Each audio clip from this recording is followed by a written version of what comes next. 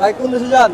Saudi আরব। মাশাআল্লাহ, কি বিষয়ে যাচ্ছেন ভাই? আমি ফ্রি ভিসায় যাই। ফ্রি বিষয়ে যাচ্ছেন, কাজ জানেন আপনি? হ্যাঁ, ড্রাইভিং এর কাজ জানেন, ওখানে যে লাইসেন্স বানাবেন? হ্যাঁ আপনার আত্মীয়স্বজন কেউ থাকে ওখানে? হ্যাঁ, আমার আব্বু থাকে।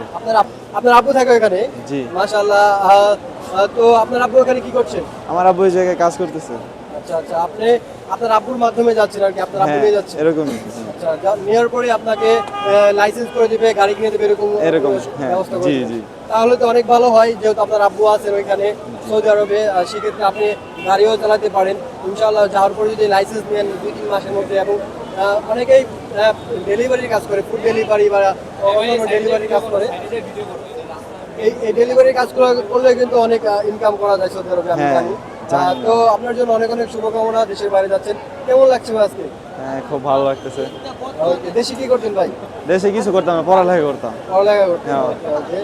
তো দিন শেষে ভাই আপনার জন্য অনেক অনেক শুভকামনা রইলো। দেশের বাইরে যাচ্ছেন, সবসময় নিজের খেয়াল রাখবেন, ভালো ভালো থাকবেন, দেখে শুনে থাকবেন। দোয়া করেন।